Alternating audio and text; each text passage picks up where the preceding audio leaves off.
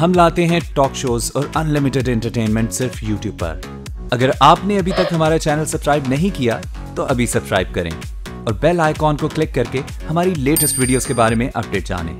Subscribe कीजिए और हम आपको लिए चलेंगे आपकी फेवरेट वीडियो की तरफ। रेगुलेटरी ऑर्डर्स हम इशू करेंगे, यानी कि टैक्सेस बढ़ाएंगे to pay for exports, to subsidize exporters. Export के अंदर जो है वो फेडरल टैक्सेस के अंदर जो है इन्होंने कटौती की है, इसमें किसी किस्म की जो है वो इन्होंने कोई रिलीफ नहीं दी। What is the package?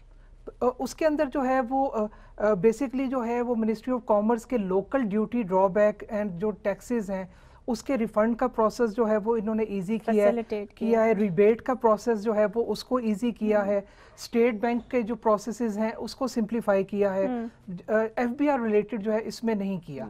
जबकि and then they have the regulatory duties imposed ताकि वो जो पैकेज तो एक्सपोर्ट्स को देंगे वो जी वो वहाँ से उसको जो है वो सब्सिडाइज करेंगे। I want to go to Abbasi sahab. Abbasi साहब आप बताइएगा कि क्या स्पेसिफिक पैकेज था एक्सपोर्ट का और इंपोर्ट का, जो कि अब्बासी शाहिद खाकान अब्बासी इंपोर्ट के हवाले से तो मैम इन्होंने एक ओवरऑल 46 to 48 बिलियन का इन्होंने पैकेज कंसीव किया था, जिसमें इन्होंने कहा था कि इंपोर्ट के लेवल पे रेगुलेटरी ड्यूटी लगाएंगे जिससे हमें रेवेन्यू जनरेट होगा, एस्टिमेटेड 25 से 28 बिलियन का। और उस रेवेन्यू से हम जो है इनके फंड करेंगे एक्सपोर्ट पैकेज। जी एक्सपोर्ट पैकेज फंड करेंगे, रिफंड इनके जिस तरह के सुहेल साहब ने कहा कि रिबेट और रिफंड फैसिलिटेट करेंगे। और फिर एक मेजर जो उसमें चीज़ थी जो इंडस्ट्री की डिमांड थी, उन्होंने कहा था कि ये जो हमने हम पे कंडीशन लगा दी है कि ये पैकेज उन्हीं लोगों को अवेलेबल होगा जो 10% ग्रोथ शो करेंगे। तो ये इनिशियली फिर फाइनेंस मिनिस्ट्री ने और स्टेक होल्डर ने मिल के और कॉमर्स मिनिस्ट्री उसमें इन्वॉल्व थी, टेक्सटाइल थी, इसको स्टे कर दिया था ना 6 महीने के लिए। जी इसको उन्होंने कहा था कि फर्स्ट 6 मंथ से ये एप्लीकेबल नहीं होगा, लेकिन सेकंड 6 मंथ में जो होगा इसमें it will be applicable. Okay, let me go to Gauhar Ejaz sahab again. Gauhar साहब, ये जो पैकेज है एक्सपोर्ट इंपोर्ट का जो किया है गवर्नमेंट ने, अब्बासी साहब की गवर्नमेंट ने, what do you think it's effective? Are you happy with it? Anjum, the real point is first let's do the package again. Package ये था कि आपका 180 बिलियन का इसाक डार साहब ने पैकेज दिया जी, और इसाक डार साहब ने कहा 4-5-6% उन्होंने जो है वो डिफरेंट कैटेगरीज में यार्न, फैब्रिक और गारमेंट्स की कैटेगरी बना दी। इस पे मैं एक्सपोर्ट पे पैसे दूंगा, जिस वक्त आपके एक्सपोर्ट प्रोसीड आएंगी उसी वक्त आपको पैसे कलेक्ट हो जाएंगे पहले 6 महीने के लिए, और अगले 12 महीने के लिए उन्होंने कहा कि आपको 10% ग्रोथ देनी पड़ेगी, जिसका उन्होंने कोई तरीकाकार नहीं बताया। जब इंडस्ट्री ने जो है वो जून खत्म हो गया और 180 बिलियन का पैकेज, उन्होंने कहा जी कैसे 180 बिलियन है, ये तो पैकेज हमें तो 1 रुपया नहीं मिला 6 महीने में। तो प्रैक्टिकली जून 2017 तक इंडस्ट्री को कोई पैसा जो एक्सपोर्ट प्रोसीड के सामने मिलना था वो नहीं मिला। इंडस्ट्री ने प्रोटेस्ट करना शुरू किया। उसके बाद थोड़े से पैसे, जब बजट आया तो पता चला उन्होंने टोटल बजट में 180 बिलियन के सामने सिर्फ 4 बिलियन रुपया, आई रिपीट 180 बिलियन के पैकेज के सामने उन्होंने सिर्फ 4 बिलियन रुपए बजट में रखे थे कि मैं दूंगा। इंडस्ट्री ने फिर प्रोटेस्ट किया। इस प्रोटेस्ट के दरमियान डार साहब जो है वो चले गए रुखसत पे। शाहिद खाकान अब्बासी साहब ने इसको टेकअप किया। इंडस्ट्री ने दोबारा से शाहिद खाकान साहब को बताया कि टोटल बजट में 4 बिलियन रुपए रखा गया है, 180 बिलियन रुपए का पैकेज का है, हमें एक्सपोर्ट प्रोसीड के वक्त मिलना था और अभी तक कोई पैसा नहीं मिल रहा। शाहिद खाकान साहब ने उसके सामने पिछले 6 महीने में हमें कोई 180 बिलियन के सामने 10 बिलियन रुपया जो है पहले डिस्पर्स करवाया और उसके बाद अब 7 बिलियन रुपए और डिस्पर्स करवाया।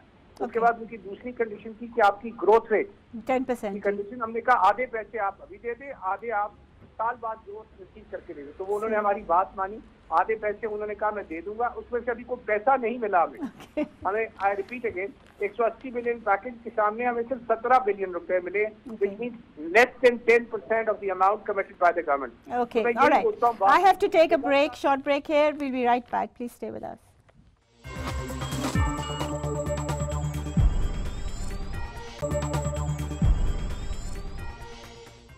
Welcome back, ladies and gentlemen. Bilwani Saab, what would you like to say about this package, export package भी और जो changes किए हैं शाहिद खाकान अब्बासी साहब ने? देखिए, एक्सपोर्ट पैकेज और टेक्सटाइल पैकेज जो है 2009 से शुरू हुआ है ये। ओके। टेक्सटाइल पॉलिसी बनी, फिर दूसरी एक टेक्सटाइल पॉलिसी आई 2014-19 में, पहले 2009-14 में थी, फिर पीएम पैकेज आया 2017-18 में। जी जी। अब ये सब चीजें अगर आप देखें तो ये तकरीबन 399 बिलियन, अप्रोक्सीमेटली 400 बिलियन का इन्होंने सब मिला के अभी तक टेक्सटाइल पॉलिसी और पैकेज ओनली फॉर टेक्सटाइल, ये 180 में से 131 टेक्सटाइल का था, बाकी दूसरों का।